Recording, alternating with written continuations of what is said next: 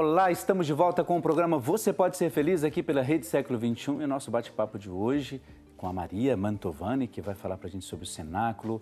Estamos também conversando junto com isso sobre paz, sobre paternidade de Deus. Ou seja, o nosso programa de hoje vai levar até você algumas outras reflexões, alguns VTs muito importantes. Eu tenho certeza que você vai gostar muito, tá bom? Muito bem, nós temos aqui a Lúcia de Moraes Oliveira, ela é de Garanhuns, lá em Pernambuco. Ela pede oração pela graça de um emprego para Lucilane e também pela cura do seu neto, Lucas Gabriel, e pela venda de 2 terrenos e também por toda a sua família. A Elza Bertolina da Silva Rios, ela é de Boa Esperança, lá em Minas Gerais. Ela pede oração pela saúde de sua amiga Tarciane, pois ela está passando por uma cirurgia muito grave. E também ela pede por ela mesma. A Leontina Recele de Rezende, ela é de Jaú, no interior de São Paulo, pede oração pela sua saúde, pela recuperação dela mesma e também pede por todos os seus familiares. De Araxá, em Minas Gerais, a Marizilda do Espírito Santo Nascimento, pede oração por ela mesma, por Vivian e também por Michele. A Iramires Bernardes de Presidente Epitácio, em São Paulo, interior de São Paulo, pede oração por ela mesma. Pede também ação de graças pela vida de Arthur, que aniversaria hoje. Ele faz 6 anos de idade. Arthur, um grande abraço, que Deus abençoe a ele e também a toda a sua família. E também pede por todos aqui da Rede Século XXI, por todos os pais e em especial pelo esposo Cristiano. A Amália da Silva Melo, de Campinas, no interior de São Paulo, pede oração por cura e libertação do seu irmão Dario da Silva, também por todos os seus familiares. A Benedita Aparecida de Oliveira Guisele, ela é de Campinas, no interior de São Paulo. Ela pede oração por ela mesma, por toda a sua saúde, paz, proteção, por cura e libertação de Felipe. Pede também pela proteção e necessidade de João Carlos e também por todos os seus familiares. Nós temos aqui alguns outros pedidos. Que bom, continue mandando seus pedidos para a gente aqui. A gente vai continuar lendo todos os pedidos, vamos tentar ler todos, se Deus quiser, até o final do nosso programa de hoje. E você continue mandando seus pedidos que a gente vai rezar, colocar e apresentar todos eles aqui. Quero lembrar que nós temos o que nós chamamos aqui o nosso Mural dos Sócios. Você sabe que o Mural dos Sócios é um lugar onde todas as fotos de todos os nossos irmãos e irmãs que são sócios evangelizadores, a gente coloca essas fotos no mural para que a gente possa conhecer e ver quem são aqueles que são os nossos colaboradores, que com toda fidelidade, fielmente apresentam ali não só a sua colaboração financeira, mas a sua participação. Então acompanhe comigo o Mural dos Sócios.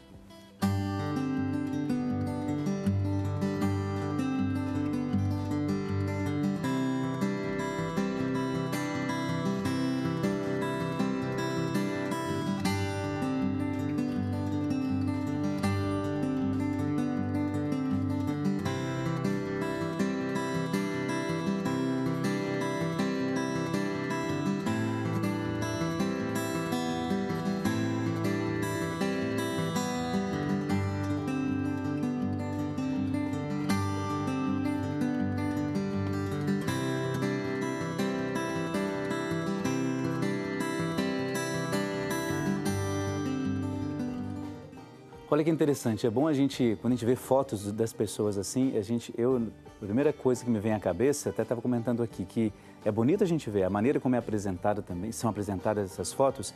Na minha cabeça eu fico pensando assim, quem está em casa e vê a sua foto aqui, para a pessoa é uma alegria muito grande e para a gente também é uma alegria muito grande. Saber, olha, existem pessoas em todos os lugares, você viu, de várias cidades, que acreditam nesse projeto de evangelização. Por isso, muito obrigado, você que é sócio evangelizador, que mandou a sua foto. Você também, que não mandou ainda, mande para cá suas fotos para a gente publicar aqui no nosso programa Você Pode Ser Feliz. A gente quer falar do mural, acabamos de falar do mural, do Facebook. Vamos ver quais são as intenções dos nossos irmãos e irmãs. Nós temos ali a Zulma, acho que é Celiton ou Celiton.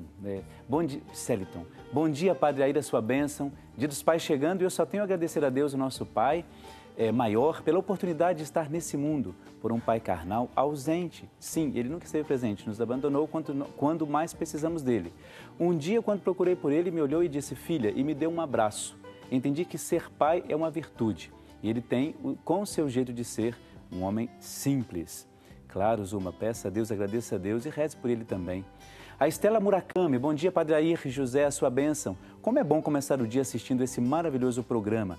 Vou assistir a conversa afinada com Fred, ele também é maravilhoso. Sabe, hoje quero pedir orações por todos os pais vivos e falecidos, incluindo o meu querido e amado pai, que já se vão 46 anos, que foi para a casa do Pai do céu. Ele se chamava Vicente Agostinho. Muito obrigada, Deus abençoe. Sabe, Padair, também estou precisando muito de orações, reze por mim. Claro, conte com as nossas orações.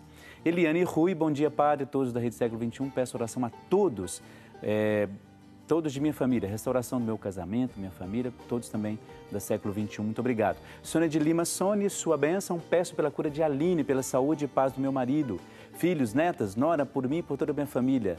Depois, Marcos Rios, peço pela minha saúde física e espiritual e por todos os jovens.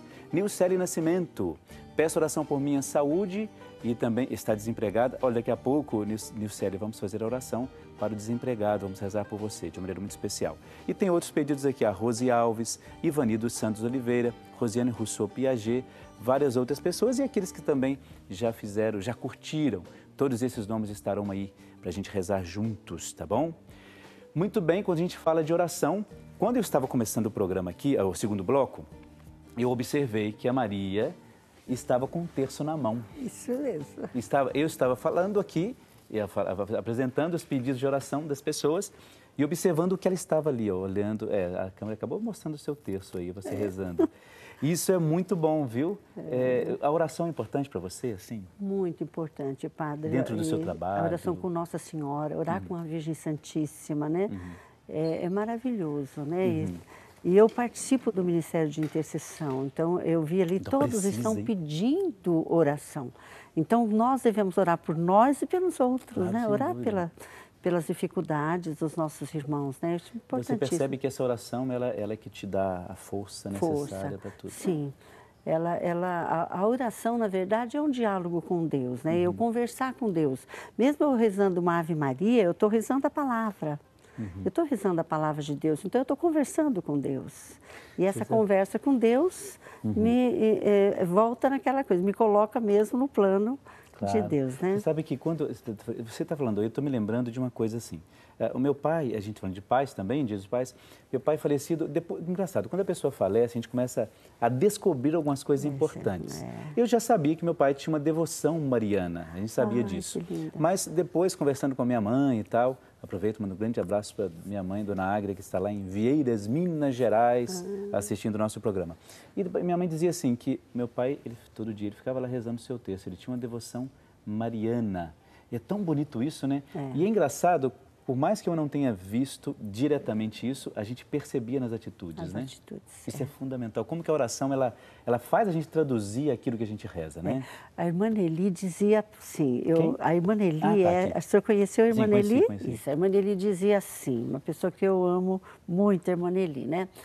Está na glória intercedendo lá. Ela dizia assim, a oração, ela tem que transformar a vida. Se a oração não transforma a sua vida, significa que você não está orando. A oração transforma a nossa vida. Ela transforma, vai nos deixando do modelo de Deus, do modelo de Jesus. Então, isso marcou a minha vida também, essa orientação da irmã Nelly, dizendo isso, que a oração ela deve transformar. E quando transforma a vida, né, Padre, ela transforma a casa, ela vai transformando os ambientes onde a gente vai passando. Sem dúvida. Né? Ela faz isso, é uma graça de quem está conversando com Deus, dialogando com Deus, tendo intimidade com Deus, os lugares onde a gente vai estando, esses lugares também vão sendo apresentados. Você sabe que eu acredito muito nessa questão. Hoje, inclusive, no início do nosso programa, quando eu fui fazer a oração inicial, a experiência que eu tenho feito ultimamente em relação à questão da oração, e até digo para você que está em casa, é uma experiência de total abandono em Deus. É uma experiência que, ultimamente, nos últimos meses, né, de um ano para cá, eu tenho feito essa experiência de maneira um pouco mais intensa, eu diria. A oração, eu não consigo percebê-la sem ser esse abandono diante de Deus. Sabe por quê? Às vezes antes eu falo assim, como testemunho mesmo, mesmo sendo padre, às vezes você tinha aquela oração muito assim, presa. Não que seja automática, ele nunca quis que minha oração fosse automática, mas assim, presa. Eu fazia meus pedidos, meus agradecimentos, mas hoje eu percebo que eu não me abandonava tanto na oração. E a oração, ela é isso, ela é abandono. Você se abandona num momento de intimidade com Deus. Maravilhoso. Sem reservas, sem nada. Deus te conhece como você é, não precisa inventar uma máscara ali. Né? Aí quando eu te vi lá rezando, eu falei assim, puxa, que bonito, né? Que gesto bonito. Que maravilha. Que bom. Né? E nós estamos falando de paz, né? Também, um dos nossos pontos. Tem um psicólogo chamado Reginaldo do Carmo, que é muito querido nosso aqui, e ele vai falar para a gente agora, até para introduzir um pouco essa temática, a gente vai bater um papo sobre isso, um pouco sobre essa questão da paternidade também, né? Sobre a figura dos pais na atualidade, na nossa sociedade hoje. Então, por isso, você que está em casa, nós aqui, acompanhe comigo esse VT. Qual é a figura do pai nos dias de hoje? Como a atitude dele influencia na vida dos filhos? E os filhos, como reagem quando perdem um pai? A figura do pai, ela é muito importante porque ela é um modelo ou referência que significa o guerreiro, né? Quer dizer, de alguma maneira, o pai ele tem que sair de casa, ele tem que ganhar o dinheiro dele, ele tem que resolver as coisas dentro de casa, né? Então ele se torna a referência para o filho, tá? É claro que hoje as coisas estão mudando, a mulher também está muito guerreira, está indo para o mercado de trabalho. Mas vale lembrar que esse papel de pai, ele sempre foi muito significativo no sentido de mostrar que ele é a pessoa forte, não é? E ele também é a pessoa que pode dar limites para o filho. É ele também que pode ser a referência racional, né, para fazer o filho ter um melhor desempenho acadêmico, profissional. Então é a figura do guerreiro, é a figura do racional que simboliza o pai. É muito interessante isso, porque muitas pessoas às vezes vêm em terapia porque elas se queixam que o pai é pouco amoroso, não há diálogo com o pai, né? Nós estamos inseridos numa sociedade em que as práticas culturais fazem com que o pai tenha que sempre se mostrar firme, né? De alguma maneira isso está mudando, ou seja, cada vez mais os pais estão ficando mais amorosos, mais afetivos. Então, nesse sentido, está havendo uma melhora. Provavelmente no futuro, os filhos terão uma autoestima melhor porque os pais estão sendo amorosos com os filhos. Em geral, quando a relação entre um filho e um pai ela é satisfatória para ambos, é agradável, tem poucos conflitos, quando esse pai falece, esse filho ele acaba sofrendo muito no começo, mas depois ele sofre menos. E o sentimento que vai surgindo é de saudade, que é um sentimento, de alguma maneira, um pouco prazeroso, você sentir saudade de uma pessoa que você gostava, tá? Já quando a relação ela é conflituosa entre um filho e um pai, né, brigas, discussões, críticas, né, e esse pai morre, há possibilidade muito grande dessa pessoa, desse filho ou dessa filha, ela se sentir culpada. E uma pessoa que carrega essa culpa, ela pode produzir sentimentos muito desagradáveis para ela. Culpa, em geral, em excesso, produz depressão, produz tristeza, angústia e até ansiedade. Então, nesse caso, seria muito interessante esse filho ou essa filha tentar trabalhar esse sentimento de culpa. E uma forma de trabalhar isso é tentar extravasar isso falando com amigos mais íntimos, né?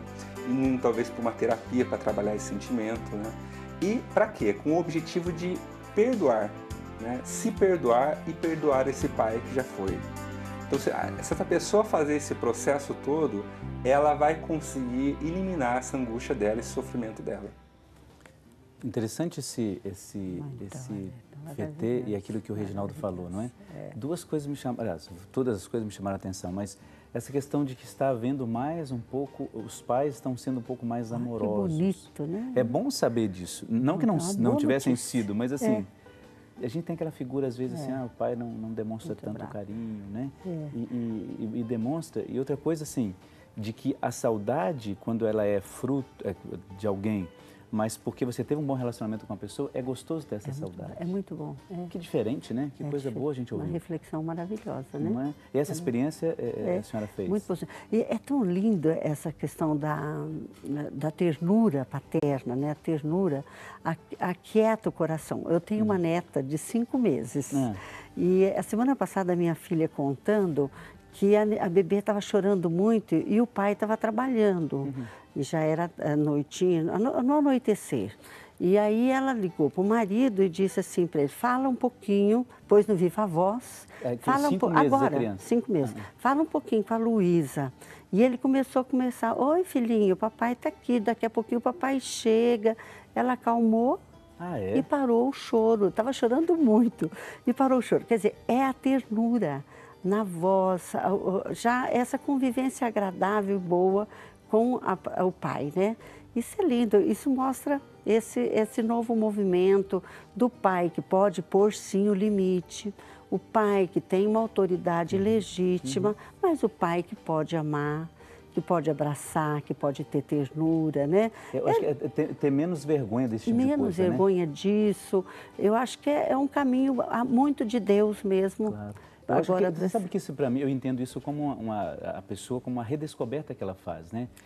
A pessoa, ela descobre que ela pode ser uma pessoa afetiva, ela descobre que ela pode ter, da mesma maneira, a vontade de demonstrar o seu carinho, o seu afeto, ela pode fazer isso, porque isso não tira a autoridade do pai, né? Hipótese alguma. Não tira a capacidade que ele tem, como o Reginaldo falou, de essa capacidade racional de dizer, olha, isso você pode fazer, não deve fazer, isso você não pode porque é contra o princípio que eu te ensinei, por exemplo, mas isso não impede que ele seja terno. E ele não vai perder a autoridade de demonstrar carinho para o filho. Exatamente. Muito bom, né? Que bom, né? Graças a Deus. Graças a Deus. Isso aí, olha, a gente está tentando levar até você que ligou a televisão agora, ligou no programa Você Pode Ser Feliz, essa reflexão sobre a questão dos pais, a reflexão sobre a importância desse papel, essa figura que para nós, a gente fala figura não no sentido pejorativo, negativo, mas a gente fala figura no sentido de que alguém que Deus coloca na sua vida e que está na sua vida e você vai junto com essa pessoa redescobrir um pouco até mesmo o seu papel, a sua vida, aquilo que você acredita para você, quais são as preocupações que essa pessoa tem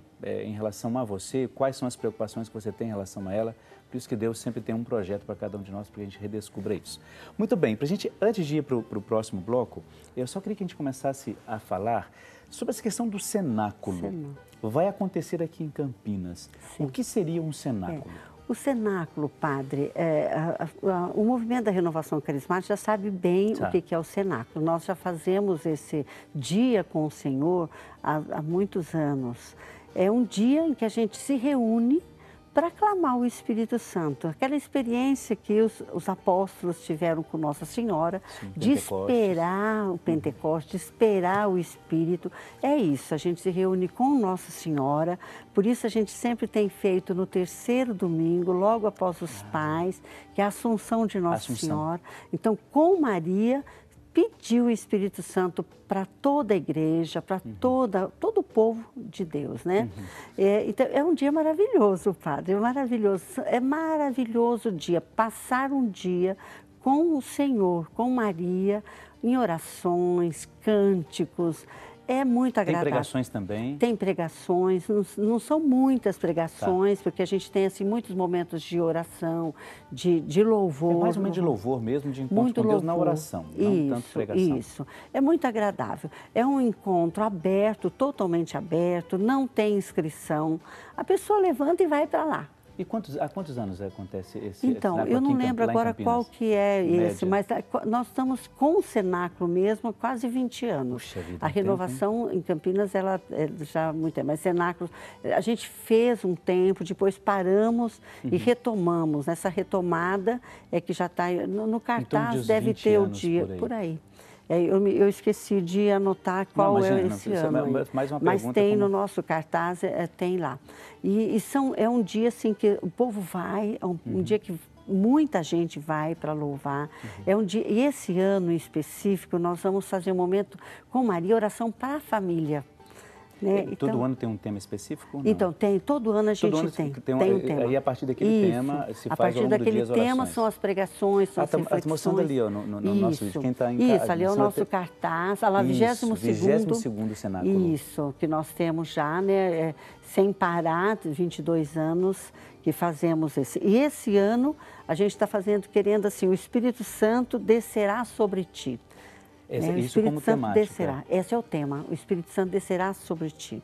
Então, com Nossa Senhora, nós estamos aguardando que todos recebam essa visita desse dom de Deus, que é o Espírito Santo. Inclusive, pelo cartaz que a gente vê lá, tem justamente uma foto, né? Uma ilustração. Tem a imagem de Nossa Senhora de Pentecostes, né? É tão lindo esse ícone aí, né? Maravilhoso. Então, Nossa Senhora com os apóstolos e o Espírito Santo vindo mesmo sobre a igreja. Aí a manifestação da igreja. Claro, sem sombra de dúvida. Coisa linda. Uma das coisas importantes assim que a gente tem que perceber dentro disso é assim, às vezes a gente tem uma visão assim até um pouco diferenciada, muitas pessoas têm, e esse cartaz eu acho que ilustrou bem, quer dizer, a figura de Maria ali, né, que foi uma figura, eu até diria assim, uma figura de autoridade diante dos apóstolos, né? Quando eu digo autoridade, não aquela autoridade de mandar, né, de ser a dona de tudo que estava acontecendo ali, mas aquela que tinha a sua autoridade, não só como mãe de Jesus, mas que também pela sua fé, eu acredito isso piamente, viu?